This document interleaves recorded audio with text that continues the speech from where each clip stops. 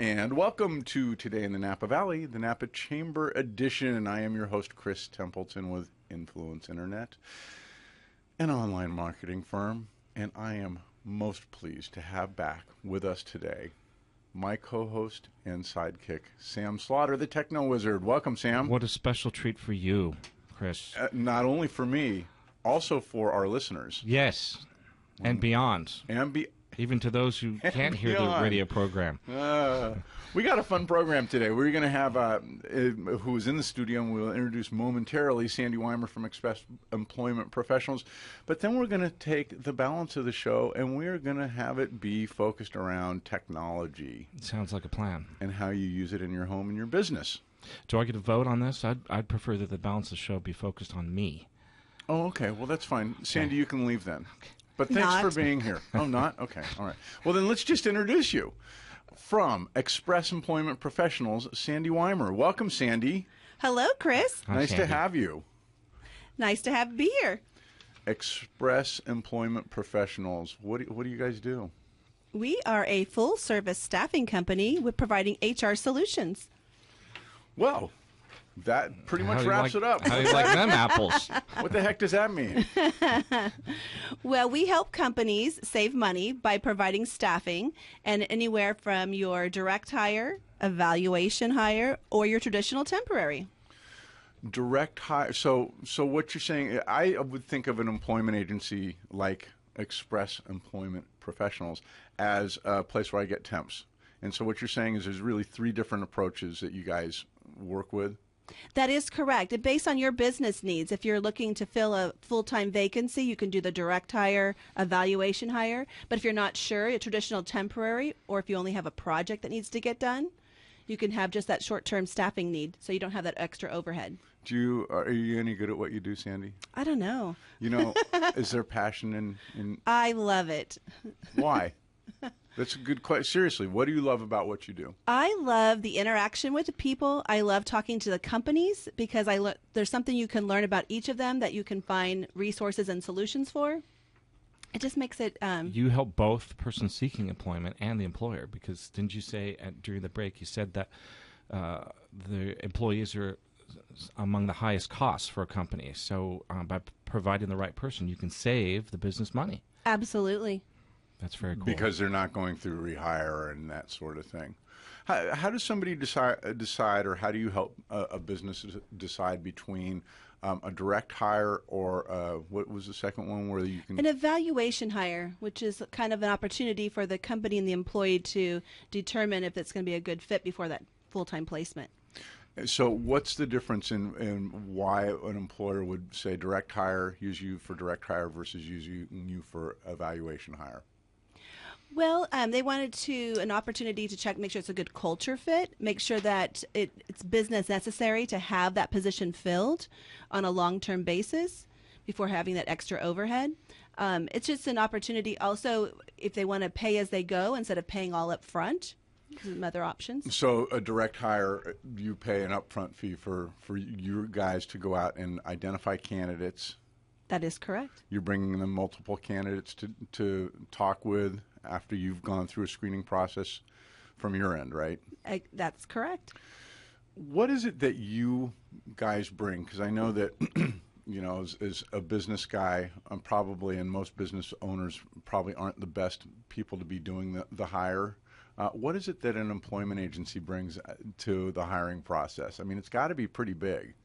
Well, you know, our process is ISO certified, so it's a selection process that consistently goes through to determine the essential functions of the job, the culture of the fit for the person, so that you can get the right evaluation, and then you as a business owner can focus on your business and only have to select from the top candidates that meet your needs.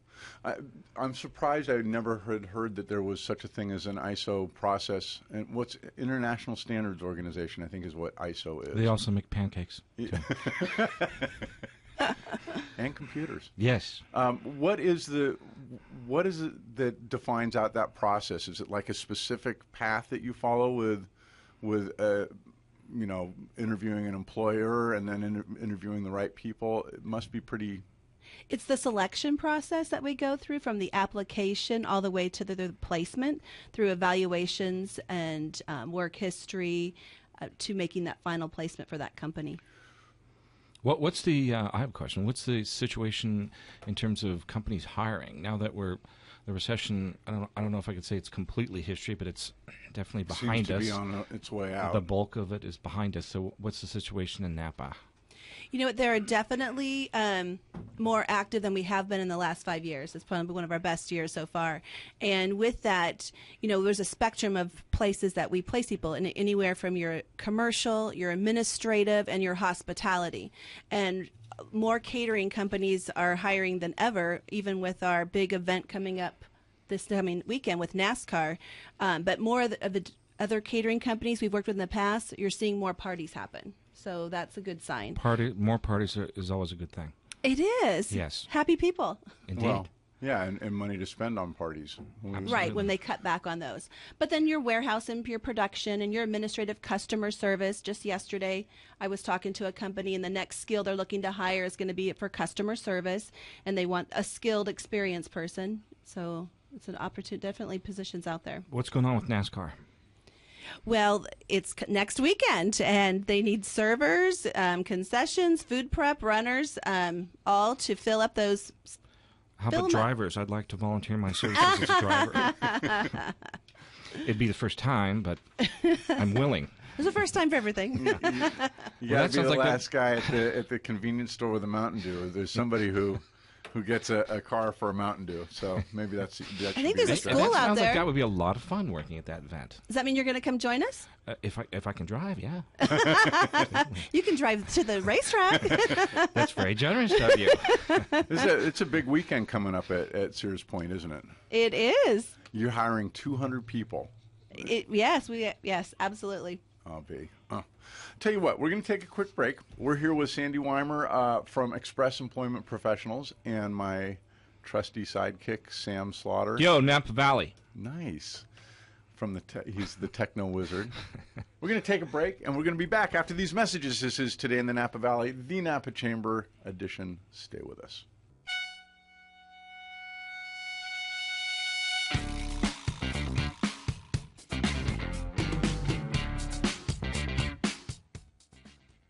And we are back with Today in the Napa Valley, the Napa Chamber Edition. I'm your host, Chris Templeton, and I am here with Sam Slaughter, the TechnoWizard, trusty sidekick. Greetings, Napa Valley.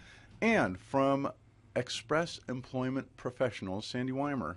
Hello again. Thank you for being here, Sandi. One of the things that we failed to mention in the previous segment was that this NASCAR, there's a cool element if you're a nonprofit, right? That is correct. They are looking for nonprofit organizations that want to earn money for their organization. And if you are a nonprofit, I have the information. Just give me a call. So if you're a nonprofit and you want to make some money, this is a great way to get volunteers to go work the concessions and get a piece of the action. You got it. Awesome. Very cool. I'm not sure how to contact Sandi, Chris. How do I do that? Well, really, Sam, the best way to contact her is in person, like you could just talk to her right now. The other way is to call her at 224-9252. That number again? 224-9252. There you go. Awesome. Or you could stop in at 2201 Jefferson Street in Napa. Hot dog. Hot dog.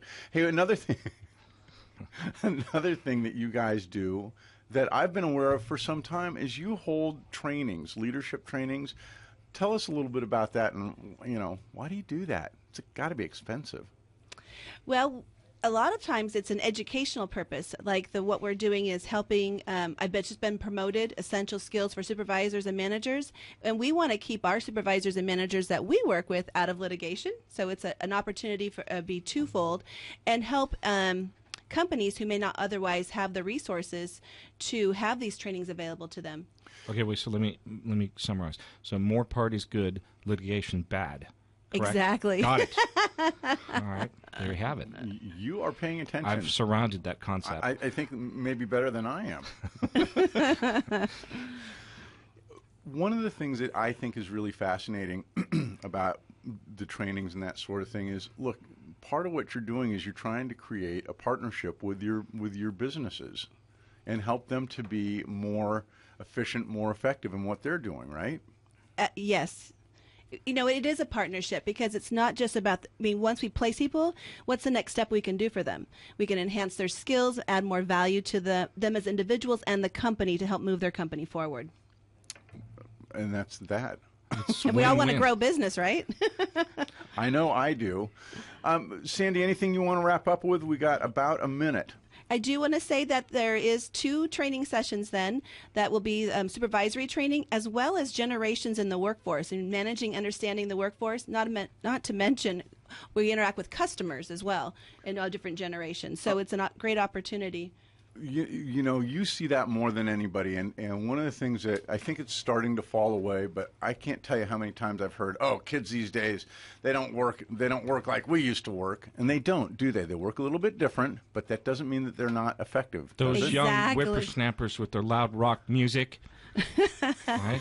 We have to learn to accommodate or maybe adjust to our audience, just like you would with anybody else. Absolutely. And I think that's one of the things that's fascinating about what you're doing with that one in particular is, it's really easy to tell a story of woe about younger workers, or what you can do is come up with a story that's, hey, I know how to work well with these kids, and they love working for us, and the benefit that we get out of them is far more than we would have expected.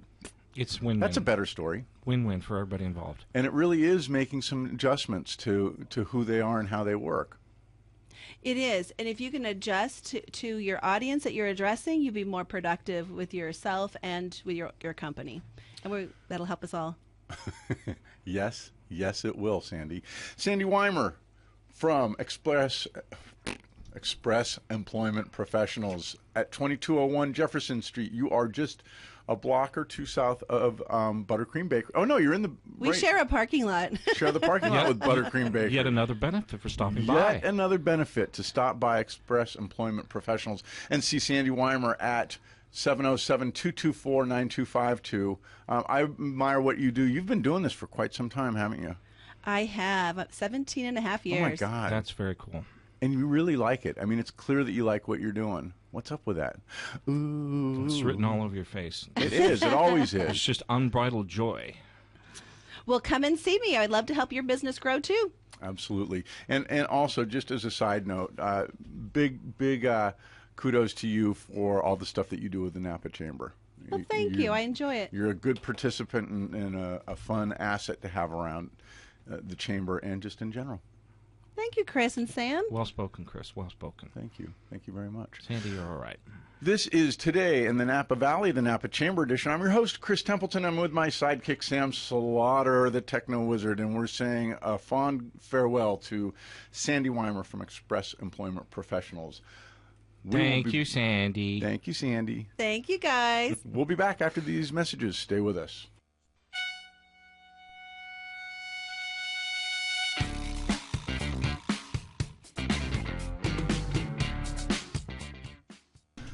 And welcome back to Today in the Napa Valley, the Napa Chamber Edition. I'm your host, Chris Templeton. I am with my co-host and sidekick, Mr. Sam Slaughter, the TechnoWizard. Welcome back. Hail and well met, Napa Valley.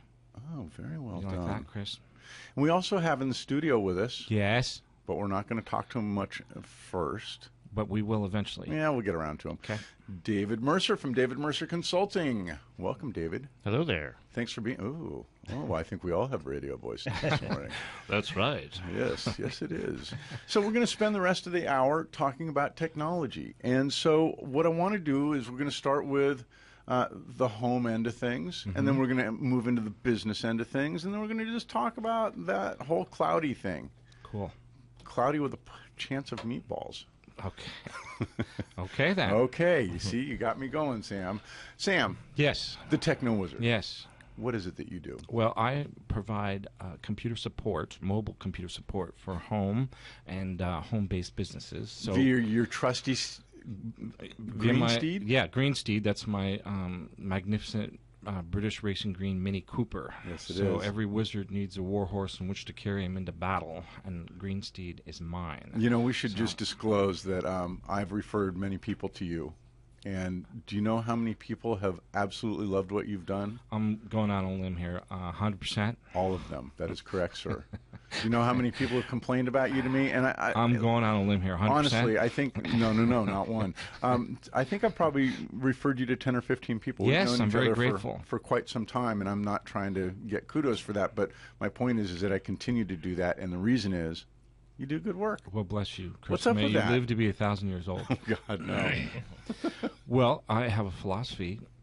I put the needs of the client ahead of my own. That seems to serve both parties pretty well. So when somebody calls me, they know that I'm going to do whatever is in their best interest. So if that means saving them money, even if it means pointing to somebody else to give them What? Like me. Yeah, like David Dave. Mercer? See, I provide service for mostly home users, and Dave, where my services stop, Dave's services picks up. So if it's beyond the scope of my services, then I refer to David. That's we're going to talk about that later, but that has formed an excellent referral business. Well, let's relationship. just talk about that little piece right now, which Okay. is, part of what this show is about is supporting businesses in town, but also supporting a way that's done is through the Napa Chamber. And you guys have met through First Friday Business Launch. Yes, Yeah, that that's event. I'm very, very grateful for that event. They're because smiling at in- each other. I'm celebrating my 9th year in business, and 9 years. Congratulations. Yeah, so the business relationship that I've formed with David has been the most productive of my career. So I'm very, No very kidding. grateful. Yeah, we refer each other all the time. Yeah. So In fact, just last night. that's right. I gave Dave a referral that he's pretty stoked about. He says it's worth 10 of my referrals. So Dave, let's keep them coming. So, but anyway, there's really no crossover. So we're in, Yeah. and that's one of the benefits of the First Friday Business Development Luncheon is if you meet somebody who's in a related field, like, for example, a realtor and a money lender, or maybe a bookkeeper and accountant, you can form these relationships that are really beneficial. And so Dave and I, we really, we focused on a certain group of our clients, and so we're natural Right. referral sources. It Yeah. works extremely well. It's worked out well for me too because as my company's business has grown, I don't have as much time for the home users, Right. and I don't want to leave them in the lurch. And I do have some of my original old school people I still help, but finding somebody that I could trust who knew what they were doing, who could take care of those people, without putting the stress on me to try and take care of them or anything like that, or leave them hanging, has been really nice for me. And Sam always worries that he doesn't give me as many referrals as I give him. But for me, when I get a business referral, there's a lot of usually recurring. I'm not work that worried happens. after last night's referral. Yeah, it's a good one. So that deserves a fist pound, Dave. Yeah, There you yeah. go. Fist If pound. only there was video involved with the radio show. So let's talk about, from your standpoint, really you do focus primarily on home users and really Yes. do very little, if any, business work. That's true. So, so the types of things I do, there's really, it could be summarized in 3 words: all things computery. So, anything that can go wrong with the computer. And I once counted how many things can go wrong with the computer. It's analogous to how many stars are in the universe. Oh, no kidding. Yeah. So I basically do troubleshooting. So, virus removal, startup problems, even limited data recovery, error messages, printer won't print, loss of internet connection, basically anything that can go wrong with the NSA computer. collection data collection. Yeah. All of that, Yeah, okay? uh-huh, And then I also provide setup, so setting up new computers and network printers and wireless networks and things like that. And then finally instruction. And instruction usually encompasses instructing the operating systems. Like Windows 8 has given me a lot of business because that is not an intuitive operating system. And I also do PC and Mac, working with tablets, providing instruction from Microsoft Office. So those are the types of things that I do. So Now, the one thing that troubles me about what you do is you are, I don't want to say it out loud, but you're pretty boring, and you're very technical. yeah, I would agree with that.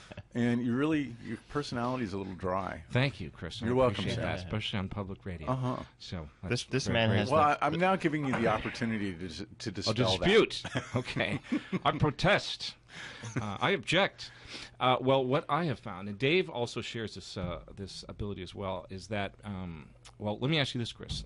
Yes. I'll answer that Yes, question Sam. with a question. So, a computer system has many different components: the processor, the memory, the hard drive, the optical drive. What is the most important component of a computer system? None of those. But what is it? What is the most It's the important? person It's operating the it. user. That's right. So Dave knew and that I one. have technical prowess, but we also know how to deal with people. So that's really what separates nerds, Yeah. who are people that are proficient working with machines, to wizards. They're proficient with Ooh. working with machines And so, are people. you saying you would classify Mr. Mercer here as a wizard? I would. Well, I mean, Well, he doesn't call I feel himself a honored. wizard, but he's got my respect. So Absolutely. yes, absolutely. You know, one of the things. So, actually, let's drill into that a little bit more because all joking aside, I don't know anybody that's got a better personality for what you do, and it. You know what? It takes.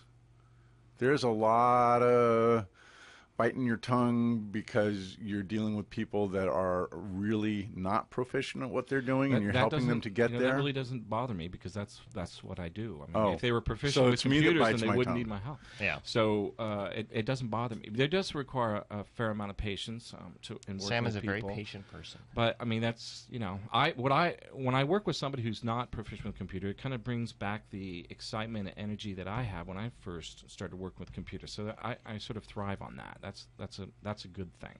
So from an absolute beginner to somebody who's proficient, everybody needs help from time to time. So there you have it. So what I Including tell my me. clients is, should they feel the need to throw the computer out the window, I will be there to catch it. Oh. And you like Very them good. apples, I huh? like that a lot. I tell you what, we're going to take a quick break and come back with more Sam Slaughter and.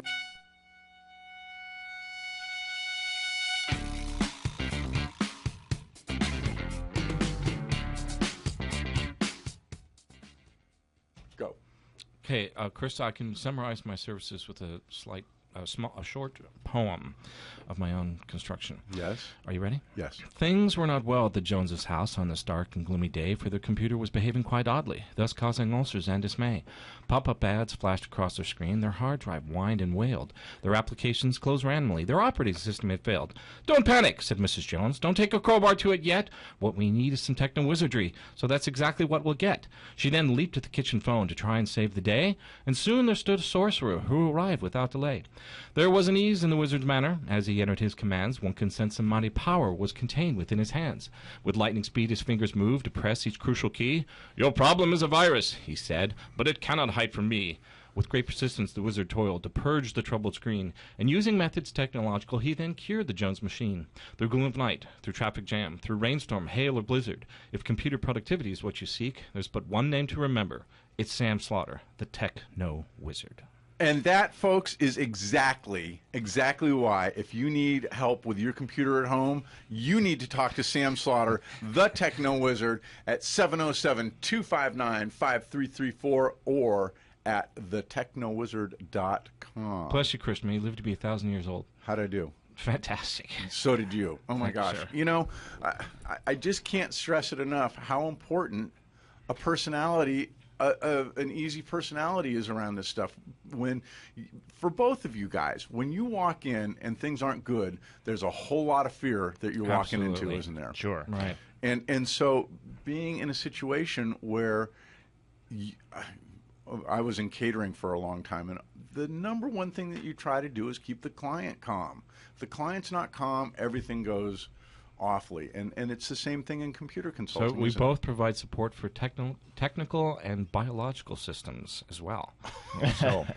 Now you're What just are you freaking saying, me Sam? out. I'm saying that working with people is just as Oh, important okay. as working Good. with computers. Oh, I was worried. Oh. Okay, we're not getting into waste management or anything. That's what I was concerned about. But that might be a possibility down the road. Let's hope not. David Mercer Consulting. Now, you work with Sam. You guys trade referrals quite a bit, but you work at a different level than Sam. Yeah, that's right. And before I get started, let me just say, if for no other reason to go to the First Friday Business Lunch is to hear Sam's poems that he does. Thank you, Every Dave. single May you live one. to be Every 1,000 single years time, old. a new one. Yes, it is true, and it is It's a awesome. lovely thing. He also writes the fanciest emails I've ever seen. Thank you, Dave. Compared to most of us, yes, no. Yes, correct. But so my company, David Mercer Consulting, specializes in the business end of things, and typically anything from a small home business to the lower end of the medium business is what we specialize in, although there are exceptions for that. So you're not doing enterprise installations, I take it? No, most the larger companies have their own IT departments, and they don't need somebody like us. Right. However, for services like voice over IP phones or Google Apps installations, then we will go to that larger range because we work with the IT department that they have to make that happen. But as far as the support and small services go, then what we do is anywhere from the 5 to 25 is what we call our sweet spot for employees. Oops. That sounded awful, He's but just Sound like a we'll be able to- chihuahua in the adjusting my background. microphone. I thought you were making a shush sound, so I started talking quieter. No. I forgot to tell what that meant. Oh well. Anyway, so the one kind of business is the one that needs you as their IT department, Right, an outsourced IT department.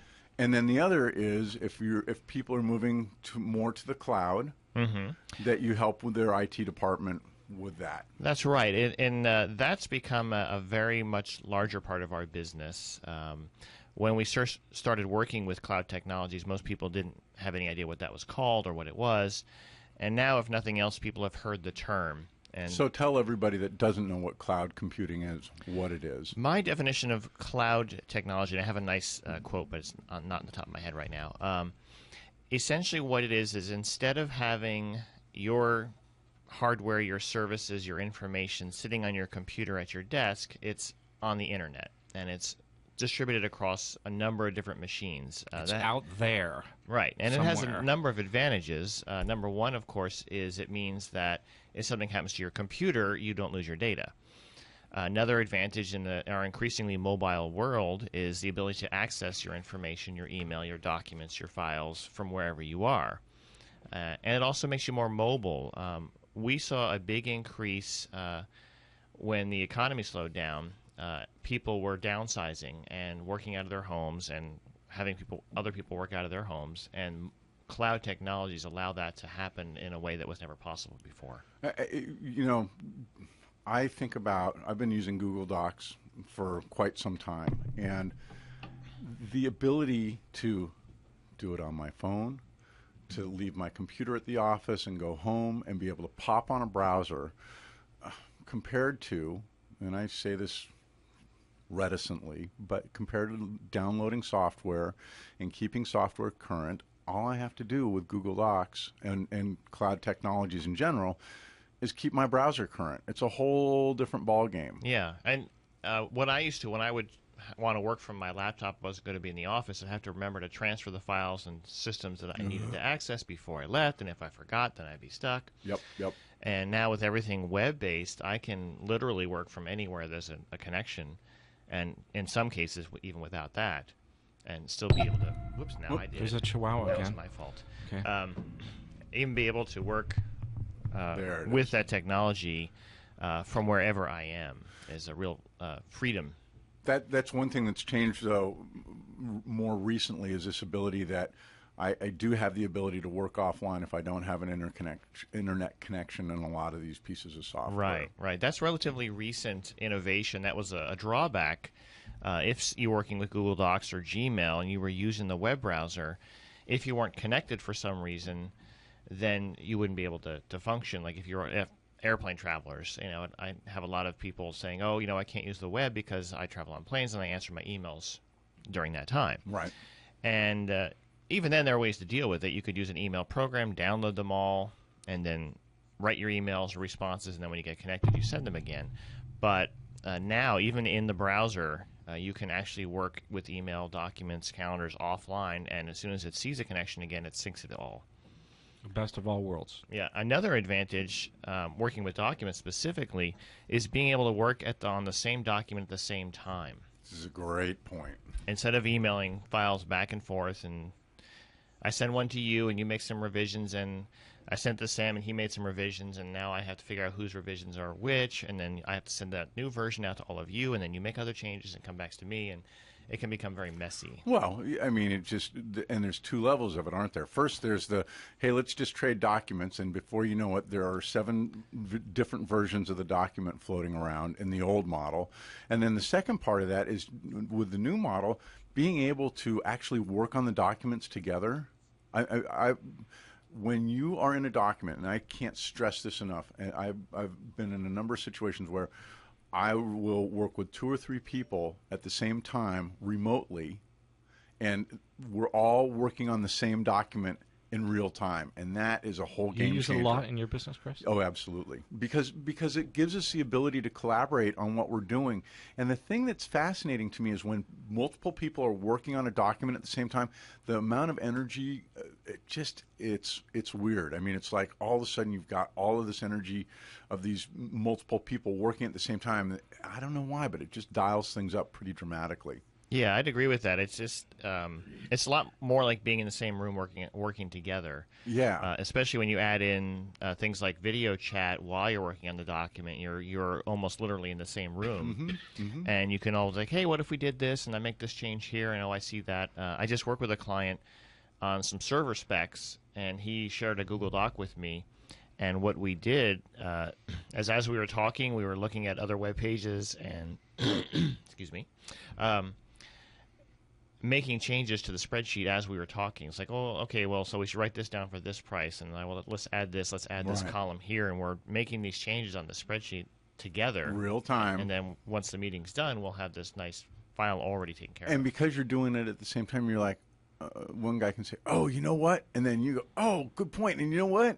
Right. Instead of that disjointed, Gotta it's get that happening feedback. at multiple times, there is definitely a real advantage to that. One of the things that I find nice and frustrating about Google Docs is, number one, you can do that collaborative. It's not quite as feature-rich as, say, Word, but Microsoft products at this point don't allow you to do collaborative editing that I'm aware of. That's right. Even as far as I'm aware, and I'm a cross-platform person, Mac, PC, Microsoft, Google. I'm check out all and work with all those technologies. I'm not a single house shop.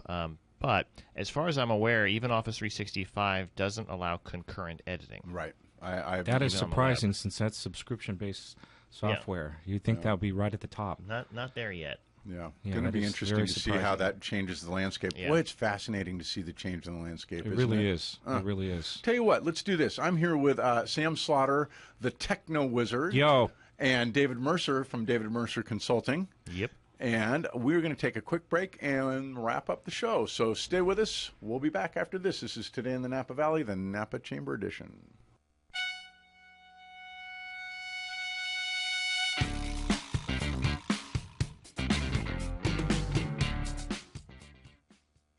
And we are back with Today in the Napa Valley, the Napa Chamber Edition. I'm your host, Chris Templeton with Influence Internet, an online marketing firm.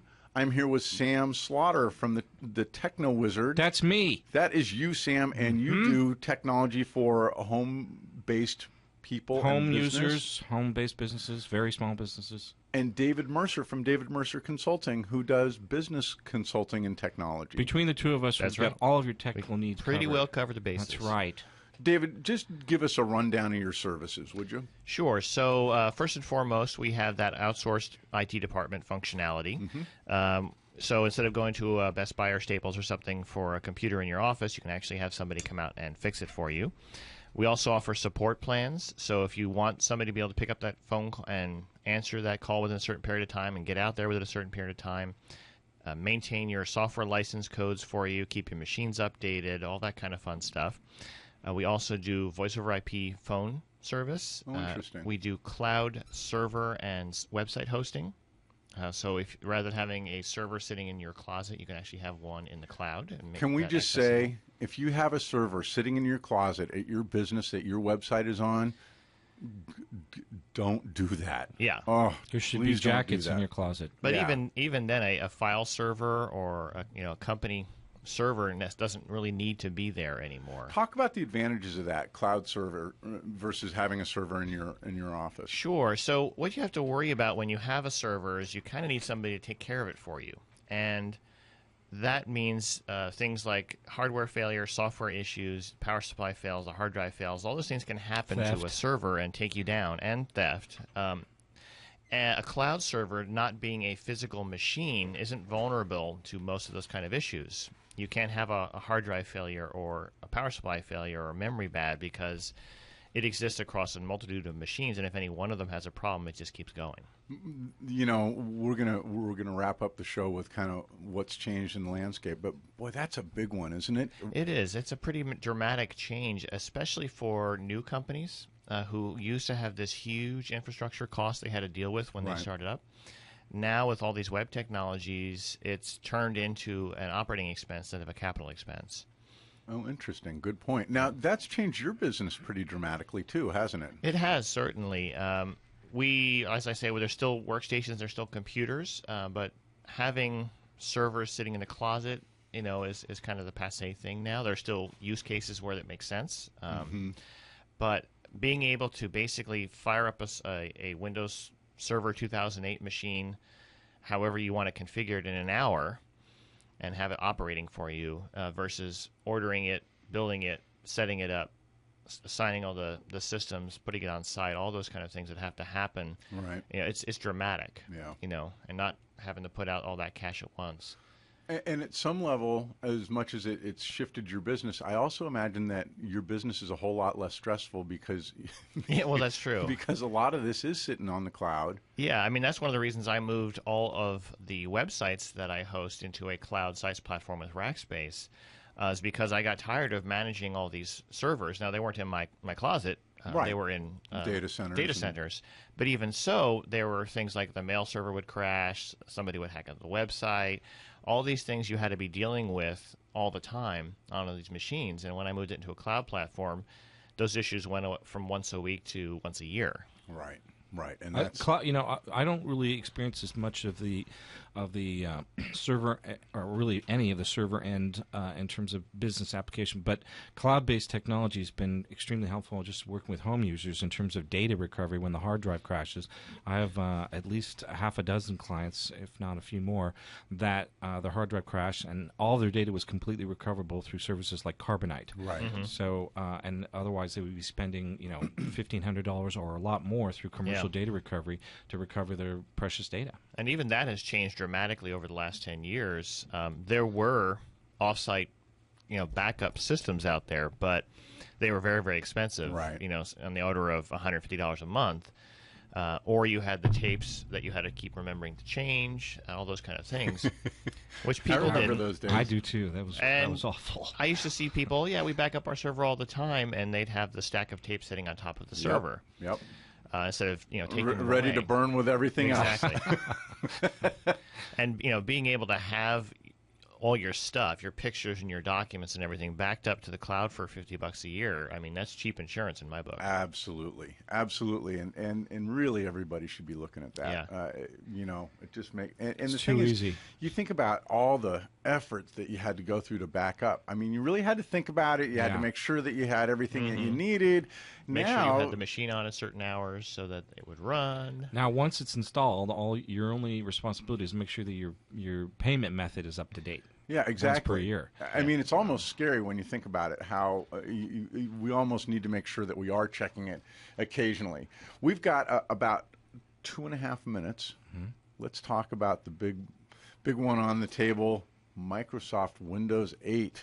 Is it a good or a bad thing? Well, this has been my experience. When I first started working with it, I didn't like it at all, simply because my clients share one universal trait. They all despise change. Yeah. And so Windows I think 8... it's universal. Yeah, it is pretty universal. So anyway, I didn't like that at first, and there are quite a few changes in Windows 8. I have found a way to configure it to where it's very user-friendly.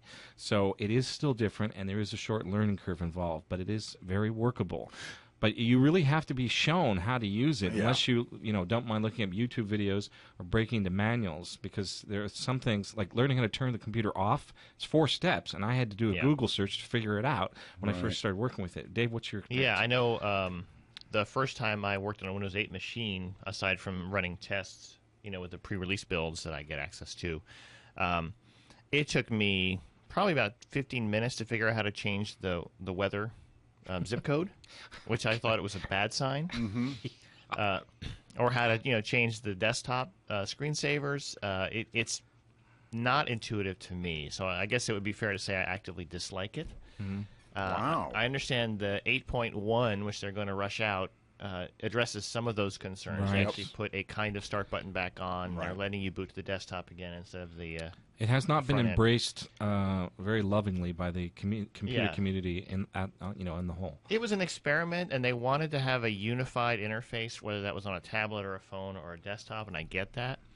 But unless you are on a touchscreen, and on a touchscreen it's pretty nice. It's pretty cool on But a without touchscreen. a touchscreen, it's not that good. Well, it's something that you got to learn for sure. Yeah.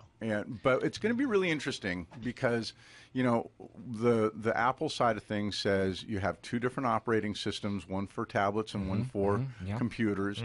And Microsoft's approach is very interesting in that if it does get adopted in a meaningful way, that basically you have, in essence, your entertainment OS Right. and your work OS on the same machine. That's a very with good way of putting it. And if that takes off, and my argument is always, we learned DOS in the old days. It'll be interesting to see. It's a good concept. It just hasn't been executed very well. Now, Apple's doing a converged approach as well. Which is what? And then we got to wrap up. Yep. So what they're doing is they're similarly changing the actions and styles and systems, but they are maintaining that distinction between a computer and a touch device. Got it. Well, it always goes too darn fast, and I can't tell you how much I appreciate you guys being here.